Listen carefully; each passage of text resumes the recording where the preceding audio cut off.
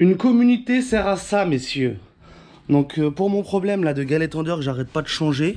Donc là c'est la énième fois, je les compte même plus. Hein. Tu vois, il est encore tout neuf, tout brillant. Il a repété, il m'a relimé la poulie. Donc il m'a mis de l'émail partout. C'est super. Donc dans le coup je suis allé à la casse et très honnêtement là je vais pas le repayer 100 € parce que ça me casse les couilles. Donc j'en ai trouvé un d'origine tout neuf, il a jamais roulé. Enfin il a déjà roulé mais il fait pas de bruit. La Croix pareil, elle a jamais roulé. Tu vois, elle est vraiment impeccable, donc fais-moi confiance à ce niveau-là. La Golf 4, elle vient d'arriver à la casse, donc la poulie, bah, je l'ai récupérée aussi, la poulie, voilà, avec ses rebords. Donc tout ça, rien que d'occasion, même c'est des frais quand même, quoi. Hein, donc, et donc on a une fuite d'eau dessus à regarder. Et j'ai des durites qui sont abîmées, tu vois, voilà, là c'est frotté, là elle taille en chou-fleur. Donc dans le coup, j'ai aussi acheté les durites toutes neuves, jamais roulées. Voilà, évidemment, faut que ça s'en mêle. Voilà. Donc c'est des durites jumelées grâce à ça avec des pépons là pour qui a rien de baisé d'ailleurs. Pour bien les reclipser sur la paroi du longeron. Donc t'en as une c'est la direction assistée et t'en as une c'est l'eau. Mais tu vois celle-là elle est pas du tout taillée en chou-fleur, elle est jamais roulée. Jamais roulée d'origine Volkswagen, fraîchement démontée quoi. En plus c'est moi qui ai tout démonté, j'en ai chié. J'ai passé 3 heures à la casse l'autre coup. Donc voilà. Pour l'alternateur, donc forcément j'en avais acheté un aussi.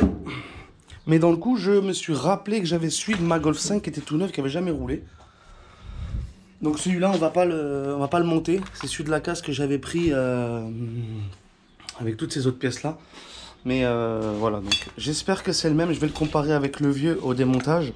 Mais théoriquement, Golf 4, Golf 5, 1,9 litre TDI, injecteur pompe et pompe à injection normale, ça le fait. Donc en selle, je lève la voiture à fond. Ça, c'était déjà filmé, la poulie et tout, avec Dominique, mon beau-père. Donc dans le coup, je vous filme pas ça, quoi. Il y a déjà la vidéo. On reprendra sur plus intéressant sur la fuite d'eau ou sur les durites, quoi. Dans le coup, de toute façon, j'ai le gros cache en dessous à enlever. Donc je la lève bien haut. Et puis on commence à regarder un petit peu d'où pour prévenir la fuite, quoi.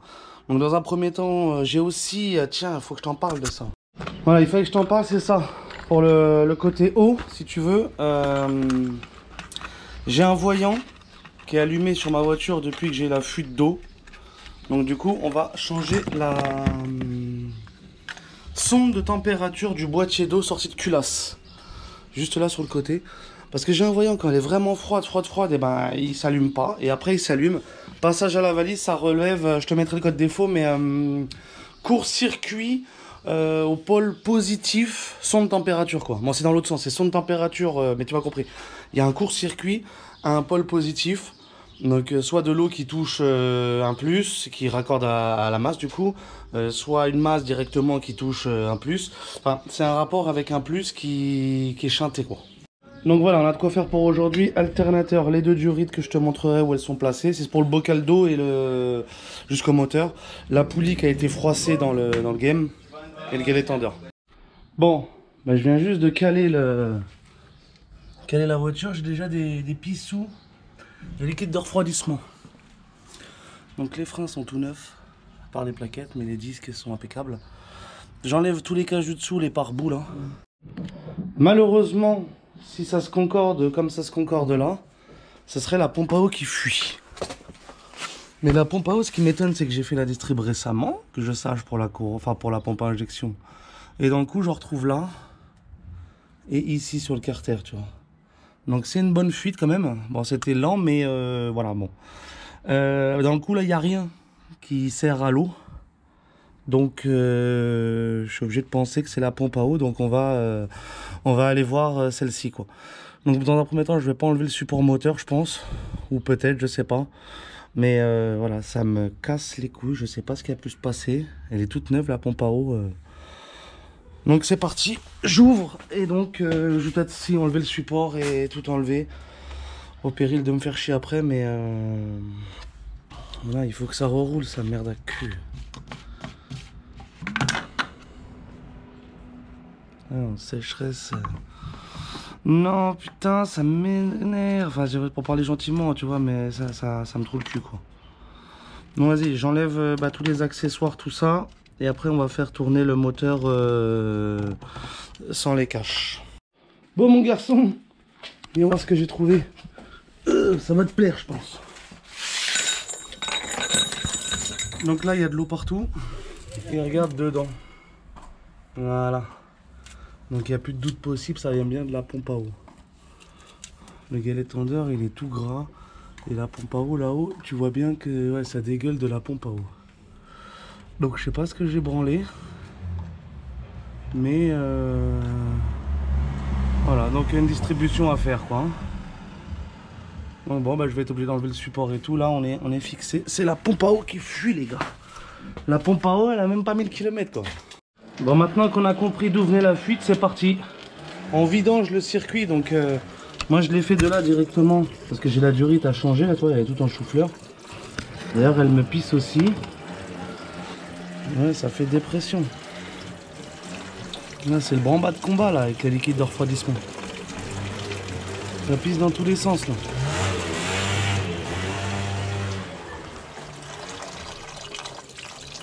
Bon, je sais pas trop ce qui s'est passé. Je sais juste que là, ma pompe à eau, tu vois, elle fuit sur le dessus, là. On dirait que le carter, il était pas plat. Donc, c'est pas le roulement. Donc, je vais pas la ramener. Je vais la démonter. Je vais badigeonner de pâte à joint. Et je recloque. Alors, je suis entièrement contre, mais là, il n'y a pas le choix. Faut prendre des mesures. Hein. Bon, là, j'ai pas trop bien compris ce qui s'est passé. Je viens de l'enlever. Et regarde, ça a même pas 6 mois, ça. Regarde comment c'est tout rouillé. C'est tout... J'ai l'impression que là, il y a de la graisse qui est même passée au-dessus du joint, quoi. Tu vois, il y a je sais pas quoi qui reste sur mon doigt, là. Donc, le roulement, on n'a rien. Et ouais, tu vois que là, ça fuyait, là. Même là-haut, rien. Donc, dans le coup, je nettoie tout ça. Grosse pâte à joint sur le joint. Et puis, je renfourne tout en nettoyant bien. Putain, maintenant, je vais vous conseiller de mettre de la pâte à joint. Alors que j'en suis contre, mais pas le choix. Allez, je recloque de pâte à joint et je repose ça. J'étais en train de tout nettoyer. Et regarde comment j'ai pas eu de chance. Le joint, il s'est pincé à cet endroit-là, regarde. Tu vois qu'il est plat. Enfin, je sais pas si tu le vois bien trop, mais à cet endroit-là, il s'est pincé. Il est plus rond, tu vois, regarde. Il a un faux plat. Tout le reste, il est bien. Pas de souci. Mais là, voilà, il s'est pincé. Donc, du coup, je vais badigeonner de pâte à joint et puis je remonte ça direct. Il n'y a vraiment pas de chance. Hein. Je l'ai lubrifié tout le joint. Je m'en souviens comme si c'était hier. Bon, ces alternateurs, ça dit quoi alors? Donc, ça, c'est le vieux. Et en fait, vous aviez raison. La poulie n'est plus débrayable du tout. D'ailleurs, ça me coupe même les doigts, tu vois, tellement que ça s'arrête pas net, quoi. Donc, c'est plus débrayable. Et ici, voilà, tu le prends, tu lui fais faire ce que tu veux, il est nickel, quoi. Donc voilà, à cause de quoi j'ai payé au moins 3 galets tendeurs neufs d'origine. C'est à cause de ce merdier là. Donc bon, je remercie tous ceux qui m'avaient donné le truc. Malheureusement, j'ai attendu que ça pète, voilà. Et voilà, donc maintenant, ça nous permet d'être un tout neuf d'origine. J'ai dû enlever même la pompe de direction assistée qui est sur le dessus, sinon ça passe pas. La durite qui était là, enfin là c'est tout dézingué, enfin, toi, laisse tomber quoi. Donc je recommence par l'alternateur tout de suite, les durites, la direction assistée, tout ça, rebrancher les tuyaux pour que ça coule plus. Et après on se remet le cache, le support moteur et tout ce qui va bien. Alors c'est comparé, c'est bloqué, c'est pareil. Sauf que tu vois ces petits argots là, ils sont bien repoussés parce que j'étais déjà monté sur une voiture. Donc là c'est pareil, mais j'ai l'impression que c'est moins ici, enfin peut-être c'est peut-être kiff. Donc dans le coup, regarde comment ça dépasse à mort. On va le repousser. Donc pour le repousser, je vais te montrer. Voilà. Donc dans le coup, tu prends la vis d'origine. Donc moi je l'ai double, donc il n'y a pas de souci. Tu viens cloquer une grosse douille ici. Et une deuxième ici. Et la vis, tu viens essayer de tout choper là, tu vois. Hop là, tu chopes. Voilà, impeccable. Maintenant c'est du 13. Le 13,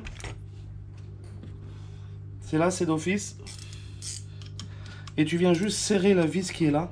Et regarde ce qui va se passer ici. Je te mettrai peut-être en accéléré, ça sera peut-être un peu plus explicite. Mais tu vois qu'il rentre sans faire d'histoire.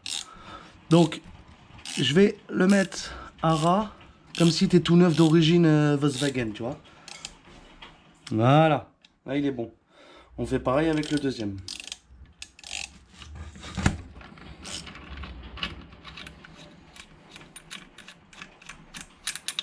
Quand j'étais jeune, je savais pas qu'on pouvait faire ça, moi je l'ai coupé à ras.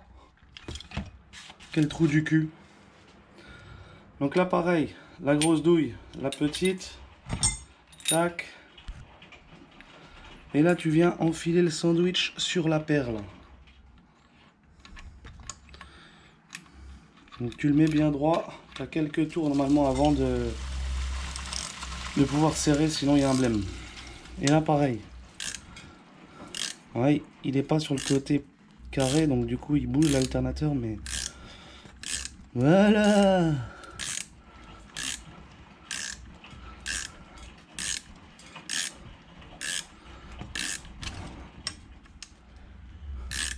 Voilà, d'origine, il n'a jamais roulé. Voilà. Maintenant pour le réinstaller, ça va être nickel. Et quand les vis vont venir le choper, elles vont le retirer dans l'autre sens et du coup ça va mettre tout en compression, garçon. Donc cette vis là je vais pas utiliser parce que bon d'habitude on les tire plus sur la gueule, mais sur la Golf 5 de toute façon regarde il n'y a pas de, on est un peu plus longue en plus. Donc je vais prendre les vis de la Golf 5 qui sont filetées de tout le bout. Je réinstalle l'alternateur de suite, messieurs dames. Dans le coup là, avec mon truc de repousser les machins, je les ai trop repoussés. Donc tu les vois là-bas, t'en vois un et regarde ce qui se passe en fait là du coup. L'alternateur, il bouge bizarrement, il n'est pas serré encore. Mais en serrant à fond, si tu veux, les bagues vont revenir se plaquer et ça va tout plaquer, donc il n'y aura plus de jeu du tout. Donc voilà, je serre ça à fond. Je voulais te montrer la bague rentrée, mais voilà, t'as compris. Voilà, l'alternateur s'est posé, il n'a jamais roulé. Putain, il faisait plus neuf sur l'établi que là, tu vois. Mais je te garantis qu'il n'est pas vieux, hein. Il n'a pas 20 000 l'alternateur là que je viens de poser. Jamais roulé, c'est ce que je te dis, tout neuf. Golf 5 surtout. Voilà, on arrive au moment que tout le monde attend. Les durites, pourquoi je les change et ce sont lesquels? Alors, grosso modo, ça fait un bidulier comme ça. Donc celle-là, c'est le bocal de direction assistée qui descend et qui vient rejoindre sur la pompe. Donc celle-là va bien. Mais comme elle est jumelée d'origine Volkswagen avec celle de l'eau, alors sur la mienne, elle est boursouflée ici. Là, c'est pas le cas. Et par ici, elle a des petits accros de... Je sais pas, je crois qu'elle a pris de la courroie. Donc je vais te la montrer tout de suite. Tu vois, elles sont là les miennes. Voilà, là c'est bouffé. Et c'est pas là le plus abîmé. Le plus croqué c'est en haut. Le plus croqué c'est où? C'est là, voilà. C'est ici, tu vois, il manque de la matière carrément. On est pas loin, en plus c'est l'eau ça, donc le vase d'expansion. Et en bas on se retrouve en chou-fleur en fait. Ça a chou-fleuré, tu vois, le plastique il est tout mes couilles, il est imbibé de quelque chose. Donc voilà. Une galère à trouver ces durites jumelles en bon état, parce que toutes les voitures de la casse, tous raccommodés avec des bidouilles quoi. Bon, je réinstalle les deux durites là, du coup j'ai de la place, l'alternateur c'est bon. Je mets les durites, pompe de DA, et sans la rebrancher à lui, parce que ça fait chier pour mettre le support. Et après on se reprend pour le support et la suite quoi. Bon, la poulie n'a pas été arrangée aussi. Donc tu vois, ce qui est dangereux, c'est qu'en fait ça passait au-dessus des trous et sur la ferraille. Bon, ça c'est pas bien grave encore. Et encore. Et voilà, et le dos de la courroie a été légèrement marqué, mais je vais mettre quand même celle de la casse parce que voilà, bon, ça m'a... Elle est toute neuve aussi, hein, tu me diras, je pourrais la remettre. Hein. Ouais, elle a l'air plus costaud celle de la casse en plus. Donc, je sais pas, je vais voir ce que je vais faire, mais tu vois, regarde, on dirait une... Elle me plaît bien celle-là. Bon, je vais remettre celle-là. Ici, tout est installé du coup. Le galet tendeur, la poulie, tac. Après, je vais remettre les fluides. Il faut que je rebranche les durites ici. Mais du coup, que le bocal ne m'embête plus, c'est l'américain. Bon, il se fait déjà 18 h aujourd'hui. On va s'installer à ça.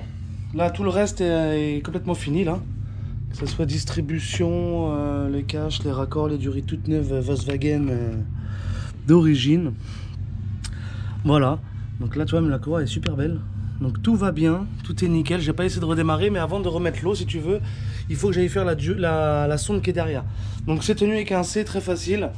Donc tu cloques ça et puis bon, t'as l'eau qui va couler un petit peu encore forcément. Donc voilà. Bon voilà, c'est sorti. En gros, ça ressemble à ça. Tu vois, en 4 fils avec un côté arrondi. Parce que tu as aussi en 2 fils, tu en as plein.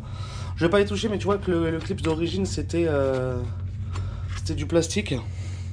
Et que là j'ai un clip sous ferraille. Donc je suis pas très fan de quand ça change de l'origine. Donc je sais pas si je vais pas remettre le clip en plastique plutôt. Et tu verras que même pour l'enlever, si je dois y réintervenir, c'est plus pratique d'enlever ça quoi. Bon, je sais pas. Je place la verte, le joint donc est resté dedans. Tu vois bien qu'il est pas sorti avec, donc faut faire attention, il est resté dedans. Et si tu essaies d'en mettre 2, bah tu pourras jamais mettre ton clip. Enfin, ça m'est déjà arrivé la connerie, donc c'est pour ça que je te dis. Donc le joint est dedans. En selle. Bon, après le niveau d'huile de direction assistée, le kit de refroidissement, ça tourne super bien notre histoire. Impeccable, rien à redire. Il faut que je constate si j'ai encore mon voyant par rapport à la sonde de température. D'habitude il est arrivé assez rapidement le garçon. Là il n'y a pas de voyant pour l'instant.